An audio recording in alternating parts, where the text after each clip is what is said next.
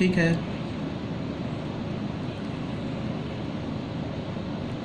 अब ये note number 5 में क्या बोल रहा है? नोट नंबर 5 तुम देखो, इसमें बोल रहा है कि determinant of A is equal to 0 and determinant of B is equal to 0, this does not imply A into B is a null matrix. ठीक है, इसका क्या मतलब है? ये यही बात हो गया ना, अभी जो ये मैंने लिखा इसी को मैंने 5th नोट में बना दिया कि अगर दो मैट्रिक्स का डिटर्मिनेंट नल मैट्रिक्स 0 के इक्वल है तो ये इम्प्लाई नहीं करता है कि उनका प्रोडक्ट एक नल मैट्रिक्स हो।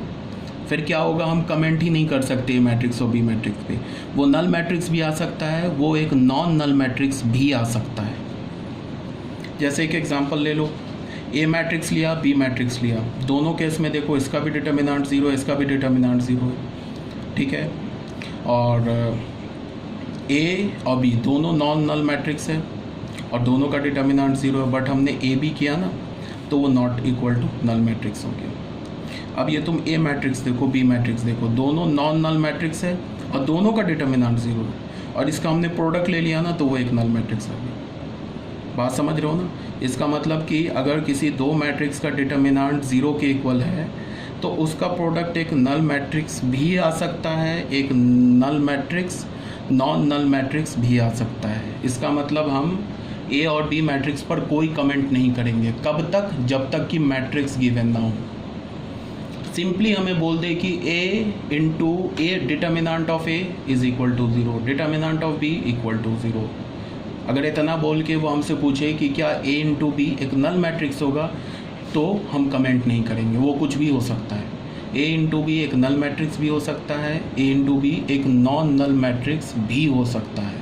यही बात यहाँ पे बताया गया है। ठीक है, अब आ जाओ आप नोट नंबर 6 पर आ जाओ। नोट नंबर 6 में क्या बोल रहा है कि अगर हमारे पास एक ए मैट्रिक्स है n/n ऑर्डर का, बी मैट्रिक्स है ये भी n/n ऑर्डर का, ठीक है, दोनों सेम ऑर्डर के मैट्रिक्स हैं, and A B is equal to identity matrix.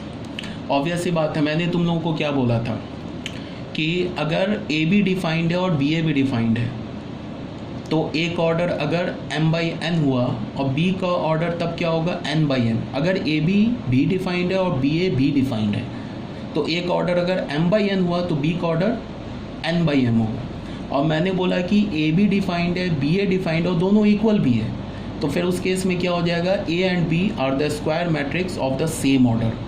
तो यहाँ पे मैंने क्या किया कि ए मैट्रिक्स और बी मैट्रिक्स को हमने स्क्वायर मैट्रिक्स लिया सेम ऑर्डर का। क्लियर है? और मैंने क्या बोल दिया, A B is equal to एक आइडेंटिटी मैट्रिक्स बोल दिया। अगर हमारे पास ये और ये तीन इन्फॉर्मेशन गिवन है तो यहाँ से हम क्या क्या कंक्लूजन ड्रॉ कर सकते हैं।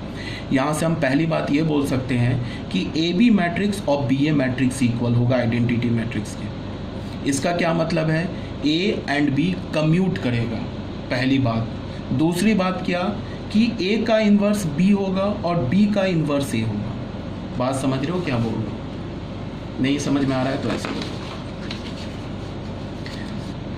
मैंने क्या बोला कि एक मैट्रिक्स ए लिया, इसका ऑर्डर मैंने n/n ले लिया, एक मैट्रिक्स बी ले लिया, इसका भी ऑर्डर मैंने n/n ले लिया।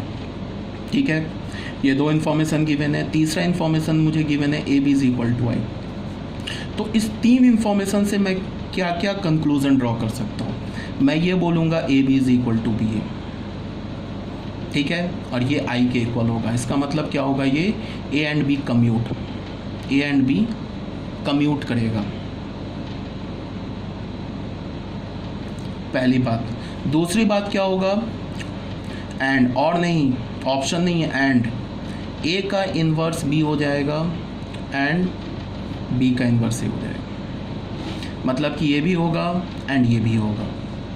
ठीक है, अब ये क्यों होगा वो बता रहा हूँ। अगर मैंने तुम्हें बोला ना कि C D matrix D C matrix के इक्वल है, ठीक है, C D is equal to D C है और इज इक्वल टू आई है, तो ये फिर मैं बोल रहा हूँ कि इन्वर्स में मैं इसे डिटेल से पढ़ाऊँगा आपको कि C inverse is equal to D हो जाएगा and D inverse is equal to C हो जाएगा। ठीक है, अब इसका हम प्रूफ देख लेते हैं। प्रूफ क्या है इसका, प्रूफ देख लो।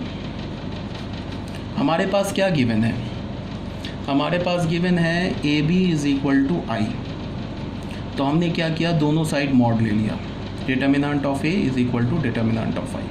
तो यहाँ से हमें क्या पता चल गया, determinant of A determinant of B is equal to 1। Clear है? अब ज़रा तुम इसको ध्यान से देखो।